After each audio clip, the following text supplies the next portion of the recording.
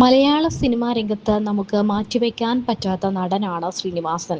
ഒരുപാട് കഥകൾ, തിരക്കഥകൾ നമുക്ക് സമ്മാനമായി തന്നു. ഒരുപാട് നല്ല കഥാപാത്രങ്ങൾ നമുക്ക് തന്നു. ഒടുവിൽ അദ്ദേഹം ഒരിക്കലും മറക്കാനാകാത്ത ഒരുപാട് സിനിമാ ഓർമ്മകൾ തന്നിട്ടാണ് നമ്മോട് വിട പറഞ്ഞത്. എന്നാൽ വിട പറഞ്ഞിട്ടും അദ്ദേഹത്തിൻ്റെ മക്കളെ നമുക്ക് തന്നെയാണ് ഇപ്പോഴും സിനിമയിലും ഗാനങ്ങളിലൂടെയും എല്ലാം നമുക്ക് ആസ്വദിക്കാനും അനുഭവിക്കാനും ഒക്കെ പറ്റുന്നത്. ശ്രീനിവാസൻ എന്ന നടൻ മാത്രമല്ല, ആ കുടുംബം മുഴുവൻ സംഗീതവും അഭിനയവും ഒക്കെയായി കടപ്പെട്ടിരിക്കുന്നു. തിരക്കഥ, സംഗീതം, അഭിനയം എല്ലാം ഇവരുടെ സ്വത്ത് തന്നെയാണ് എന്ന് വേണമെങ്കിൽ പറയാം. ആ കൂട്ടത്തിൽ ശ്രീനിവാസന്റെ ഇളയ മകനാണ് ധ്യാൻ ശ്രീനിവാസൻ. സിനിമയിൽ ഒരിക്കലും വരില്ല എന്ന് എല്ലാവരും പ്രതീക്ഷിച്ചെടുത്താണ് ധ്യാൻ ശ്രീനിവാസൻ ആദ്യമായി തിര എന്ന സിനിമയിലൂടെ അഭിനയത്തിലേക്ക് വരുന്നത്. ഒരു വലിയ പ്രായമൊന്നുമില്ലാത്ത ഒരു കൊച്ചു ചെറുപ്പക്കാരനായിരുന്നു അന്ന് ശോഭനയുടെ കൂടെ തകർത്തഭിനയിച്ച ആ യുവാവ്. തിരയിലൂടെ ധ്യാൻ ശ്രീനിവാസൻ തൻ്റെ മാറ്റ് ഒന്നുകൂടി ഉറപ്പിക്കുകയായിരുന്നു. പിന്നീട് തിരക്കഥയിലും പാട്ടിലുമെല്ലാം ധ്യാൻ ശ്രീനിവാസൻ കൈവച്ചു എന്ന് പറയാതെ വയ്യ. കണ്ണൂർ കൂത്തുപറമ്പ് സ്വദേശിയാണ് ധ്യാൻ ശ്രീനിവാസൻ.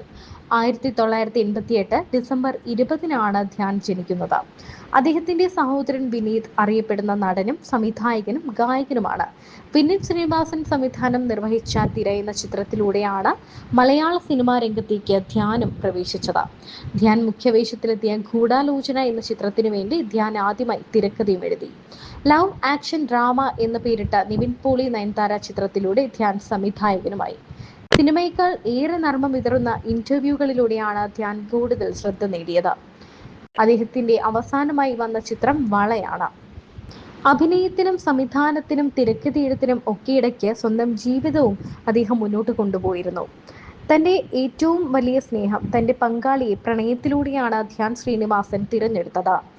അർപ്പിതയാണ് ധ്യാനിന്റെ പങ്കാളി. അർപ്പിത സെബാസ്റ്റ്യൻ എന്ന അന്യമതക്കാരിയാണ് ധ്യാൻ ശ്രീനിവാസൻ പ്രണയിച്ച് സ്വന്തമാക്കിയത്. ഇവർക്കൊരു മകളുണ്ട്. തിര, കുഞ്ഞിരാമായണം, അടികപ്പ്യാരെ കൂട്ടമണി, ഒരേ മുഖം, ഗൂഢാലോചന, സച്ചിൻ, ക്ലേശേ പ്രണയം, അടികപ്പ്യാരെ കൂട്ടമണി 2 എന്നിവയാണ് അദ്ദേഹം അഭിനയിച്ച സിനിമകൾ.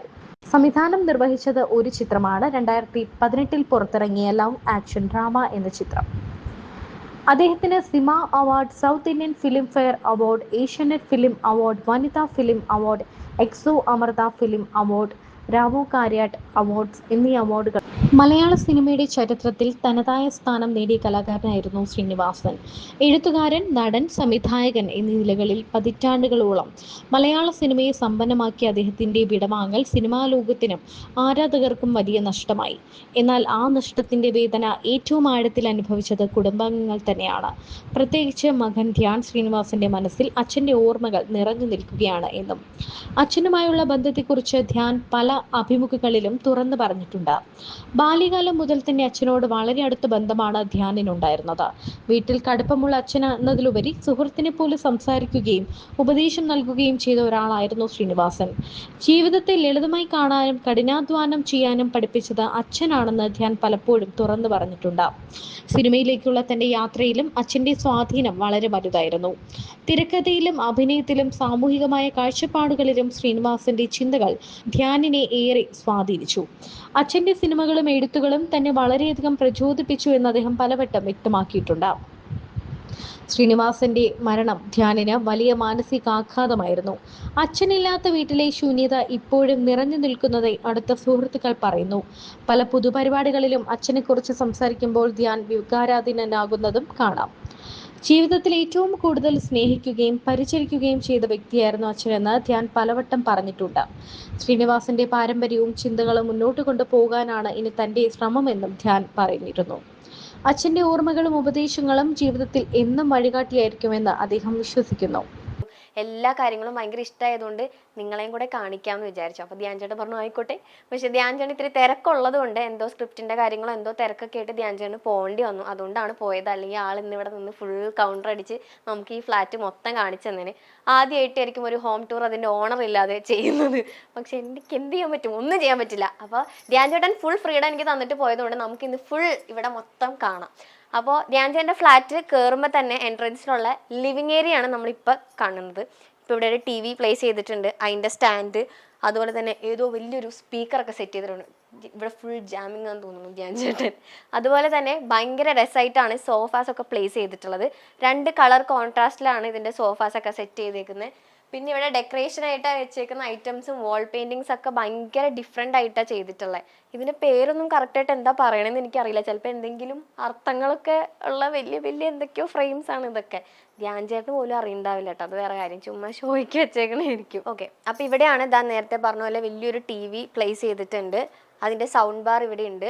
പിന്നെ ഇതാ ഇത് നല്ല രസമുണ്ട്. ഇത് ആക്ച്വലി മാഗ്നറ്റ് ആണ്. നമ്മളിങ്ങനെ വെറുതെ അയ്യോ ധ്യാൻ ചേട്ടൻ എന്നെ കൊല്ലും നശിപ്പിച്ച കണ്ടോ. അപ്പോൾ ഇതൊരു മാഗ്നറ്റിൻ്റെ ഭയങ്കര വലിയ എന്തോ സംഭവമാണ്. ധ്യാൻ ചേട്ടൻ പോലും അറിയണ്ടാവില്ല. ഇടയ്ക്കിടയ്ക്ക് ഇത് പറയും, കാരണം ധ്യാൻ ചേട്ടൻ അറിയില്ല എന്നുള്ള കാര്യം എനിക്ക് ഉറപ്പാണ്. പിന്നെ അതാ ഞാൻ നേരത്തെ പറഞ്ഞ പോലെ ഇത് എന്ത് സ്പീക്കറാണെന്ന് എനിക്ക് അറിയില്ല. എൻ്റെ കയ്യിലൊക്കെ ഒരു ബ്ലൂടൂത്ത് സ്പീക്കർ ഉണ്ട്, പക്ഷെ ഞാൻ ആദ്യമായിട്ടാണ് ഇത്രയും വലിയൊരു സ്പീക്കർ കാണുന്നത്. ധ്യാൻ ചേട്ടൻ അതും ഇവിടെ സെറ്റ് ചെയ്തിട്ടുണ്ട്. പിന്നെ അതാ ഒരു ഫാൻ, കാറ്റ് കൊള്ളണമല്ലോ. അപ്പോൾ പിന്നെ TV ഒക്കെ കാണുന്ന ഇവിടെ നിന്ന് ആയതുകൊണ്ട് കിടന്നും ഇരുന്നും ഒക്കെ ഏത് രീതിയിൽ വേണമെങ്കിലും നമുക്ക് കാണാം. ഞാനിവിടെ ഒന്ന് ഇരുന്ന് നോക്കാം. നല്ല സോഫയാണ്, നല്ല സോഫ്റ്റ് ആയിട്ടുണ്ട്. മൊത്തത്തിൽ ലിവിങ് ഏരിയ ഭയങ്കര അടിപൊളിയായിട്ടാണ് ചെയ്തിട്ടുള്ളത്. കാരണം ആര് കയറി വരുമ്പോഴും ഫസ്റ്റ് കാണുന്നത് ലിവിങ് ഏരിയ ആണല്ലേ. അപ്പോൾ ആ ലിവിങ് ഏരിയ ഭയങ്കര അട്രാക്റ്റീവ് ആയിട്ട് തന്നെയാണ് ഫുൾ സെറ്റ് ചെയ്തത്. അതും ലൈറ്റൊക്കെ എടുത്ത് പറയണം. ഇവിടെ മേളിൽ ഹാങ് ചെയ്തിട്ടുള്ള ലൈറ്റ്സും അതുപോലെ തന്നെ ഓരോ കുഞ്ഞു കുഞ്ഞു ലൈറ്റ്സ് എല്ലാം ഭയങ്കര ഭയങ്കര രസമായിട്ട് തന്നെയാണ് ചെയ്തിട്ടുള്ളത്. പിന്നെ നമ്മൾ ഈ TVയുടെ ബാക്കിലുള്ള ഈ വോളും ഭയങ്കര ഡിഫറെൻ്റ് ആയിട്ടാണ് ചെയ്തിട്ടുള്ളത്. നോർമൽ വോളല്ല, ഭയങ്കര ഡിഫറെൻ്റ് ആയിട്ടാണ് ഇതിൻ്റെ വോളും ചെയ്തിട്ടുള്ളത്. അപ്പോൾ ഇതാണ് മൊത്തത്തിൽ ഒരു ലിവിങ് ഏരിയയുടെ ഇത് വരുന്നത്. കേർട്ടൻസ് ഒക്കെ ആ ഒരു വൈറ്റ് ഓഫ് വൈറ്റ് ഷെയ്ഡിലാണ് കേർട്ടൻ ഒക്കെ പ്ലേസ് ചെയ്തിട്ടുള്ളത്. അതുപോലെ തന്നെ അവിടെയും കുറേ ഫ്ലവർ വേസ് ഒക്കെ സെറ്റ് ചെയ്തിട്ടുണ്ട്. ഭയങ്കര ബ്യൂട്ടിഫുൾ ആയിട്ടുള്ള ഫ്ലവർ വേസ് ഒക്കെ സെറ്റ് ചെയ്തിട്ടുണ്ട്. നോക്ക്, അത് കരിഞ്ഞിരിക്കുകയാണോ അതോ എന്ത് ഫ്ലവർ ആണെന്ന് അറിയില്ല, നമുക്ക് പോയി നോക്കാം. ഇത് കരിഞ്ഞിരിക്കുകയാണോ നോക്കാം.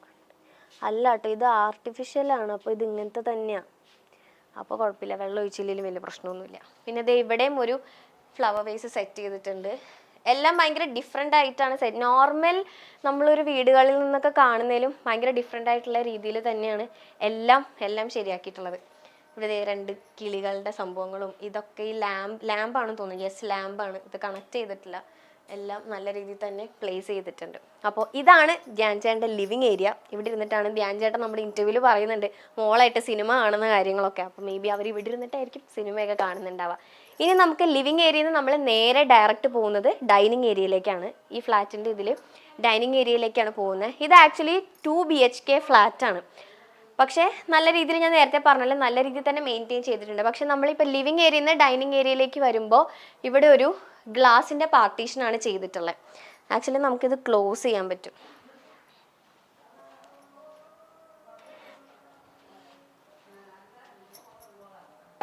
അയ്യോ, ഇങ്ങനെ. യെസ്, ഇത് നമുക്ക് ക്ലോസ് ചെയ്യാൻ പറ്റും. ഗ്ലാസിൻ്റെ ഭയങ്കര രസമുള്ളൊരു പാർട്ടീഷനാണ് ചെയ്തിട്ടുള്ളത്. ഇപ്പോഴത്തെ വീടുകളുടെയൊക്കെ ഒരു ട്രെൻഡ് ആയിരിക്കും നമ്മൾ ഈ ലിവിങ് ഏരിയയിൽ നിന്ന് ഡൈനിങ് ഏരിയയിലേക്ക് വരുമ്പോഴുള്ള പാർട്ടീഷൻ. അതൊക്കെ നോർമലി ഇപ്പം നമ്മൾ കാണുന്നത്. പക്ഷേ ഇത് ഭയങ്കര ഡിഫറെൻ്റ് ആയിട്ടുള്ള രീതിയിൽ തന്നെ ചെയ്തിട്ടുണ്ട്. കാരണം ഇവിടെ ഇപ്പോൾ എന്തെങ്കിലും വർക്ക് ചെയ്യുകയാണെങ്കിൽ അവിടെ TV കാണുന്നവർക്ക് ഡിസ്റ്റർബൻസ് ആവാതിരിക്കാൻ നമുക്ക് വേണമെങ്കിൽ ഡോറൊക്കെ നമുക്ക് ക്ലോസ് ചെയ്ത് വെക്കാം. മേ ബി അങ്ങനത്തെ ഒരു ഐഡിയയിലൊക്കെ ആയിരിക്കും ഇത് ചെയ്തിട്ടുണ്ടാവുക. അപ്പോൾ ഇതാണ് പാർട്ടീഷൻ. ഇവിടെ നിന്ന് നേരെ വരുന്നത് ഇവിടെ ഒരു വോളാണ്. ഭയങ്കര വലിയൊരു ക്ലോക്ക് കേട്ടോ. സമയത്തിനൊക്കെ സമയം ഭയങ്കര നോക്കുന്ന ഒരാളാണ് നമ്മുടെ ധ്യാൻ ചേട്ടൻ. സമയത്തിനൊക്കെ വില കൊടുക്കുന്ന ഒരാളാണ്. അപ്പോൾ വലിയൊരു ക്ലോക്കാണ് സെറ്റ് ചെയ്തിട്ടുള്ളത്. ഇതെന്താ സംഭവം എന്നൊക്കെ അറിയാൻ പാടില്ല. എന്തായാലും നമ്മുടെ ജഗദീഷ് ചേട്ടൻ മറ്റേ സിനിമയിൽ പറയുന്ന പോലെ ഭയങ്കര വിജൃംഭിച്ച വാക്കുകൾ എന്നൊക്കെ പറയുന്ന പോലെ ഭയങ്കര വിജൃംഭിച്ച ഒരു ക്ലോക്ക് എന്ന് വേണമെങ്കിൽ പറയാം. ഭയങ്കര വലിയൊരു ക്ലോക്ക് സെറ്റ് ചെയ്തിട്ടുണ്ട്. അവിടെ നമ്മൾ നോർമലി വോളാണ് കണ്ടത്. ഇവിടെ വാൾപേപ്പർ സ്റ്റിക്ക് ചെയ്തിട്ടുണ്ട്. നല്ല രീതിയിലുള്ള വാൾപേപ്പറാണ് സ്റ്റിക്ക് ചെയ്തിട്ടുള്ളത്. അപ്പോൾ നല്ലൊരു ഡിസൈനിലാണ് ഈ സംഭവം ചെയ്തിട്ടുള്ളത്. ഇവിടെ ഒരു സ്റ്റാൻഡും അവിടെ പ്ലേസ് ചെയ്തിട്ടുണ്ട്. പിന്നെ നമ്മൾ നേരെ ഡൈനിങ് ഏരിയയിലേക്ക് വരിക. ഭയങ്കര ബ്യൂട്ടിഫുൾ ആയിട്ടുള്ള ചെയർസും നല്ലൊരു ടേബിളൊക്കെ ആയിട്ടാണ് ഇത് സെറ്റ് ചെയ്തിട്ടുള്ളത്.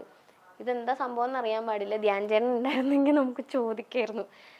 ഓക്കെ, അപ്പോൾ എന്തെങ്കിലും ഒന്ന് ഇരുന്ന് നോക്കാം. ധ്യാൻ ചേട്ടൻ ഉണ്ടായിരുന്നെങ്കിൽ ഒന്നും കൂടെ ഒരു ചായ ഇട്ട് തരാൻ പറയായിരുന്നു. കാരണം എന്താണെന്ന് വെച്ച് കഴിഞ്ഞാൽ നമ്മൾ നേരത്തെ വന്ന ടൈമിൽ നമുക്കൊരു ചായ ഇട്ട് തന്നായിരുന്നു. പാവം ചായ ഇട്ട് തന്നു, ഞങ്ങൾക്ക് ബിരിയാണിയൊക്കെ വാങ്ങി തന്നു, ഞങ്ങൾ ഫുഡൊക്കെ കഴിച്ച് വയറ് നിറഞ്ഞിരിക്കുക. ധ്യാൻചേട്ടൻ ഉണ്ടായിരുന്നെങ്കിൽ ഞാൻ പറഞ്ഞേനെ ഒരു ചായയും കൂടി ഇട്ട് തരാനായിട്ട്. ഓക്കെ, അപ്പോൾ ഇവിടെ ഹെൽപ്പിന് ഒരു ചേച്ചി ഉണ്ട് കേട്ടോ. ആക്ച്വലി ആ ചേച്ചിയാണ് നമുക്ക് ചായയൊക്കെ ഉണ്ടാക്കി തന്നത്. അപ്പോൾ ഇതാണ് ഡൈനിങ് ഏരിയ വരണേ. നല്ല ബ്യൂട്ടിഫുൾ, നല്ല ചെയറാണ് വെച്ചാൽ എല്ലാം. ഇപ്പോൾ ചെയേഴ്സ് എന്നൊക്കെ പറയുമ്പോൾ പല തരത്തിലുള്ള ചെയേഴ്സൊക്കെ ഡിസൈൻ ചെയ്തിട്ടാണല്ലേ നമ്മൾ വെക്കുന്നുണ്ടാവുക. ഇപ്പോൾ സോഫാസ് ആണെങ്കിലും ഇതുപോലെ ഡൈനിങ് ഏരിയയിൽ വരുന്ന ചെയേഴ്സ് എല്ലാം. അപ്പോൾ ഇതും നല്ല ഡിഫറെൻ്റ് ആയിട്ടുള്ള ഒരു ചെയറാണ്. അതുപോലെ തന്നെ ഇത് മാർബിൾ ആണെന്നാണ് എനിക്ക് തോന്നുന്നത്. ആണോ?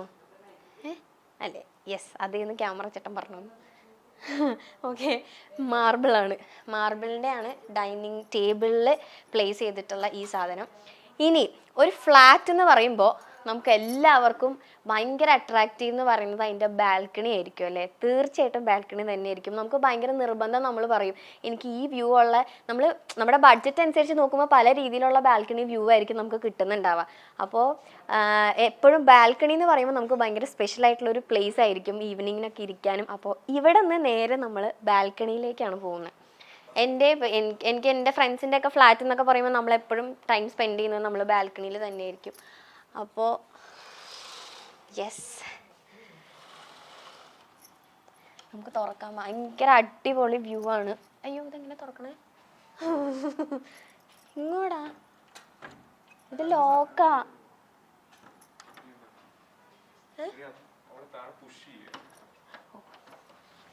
ഒന്നും കൂടെ.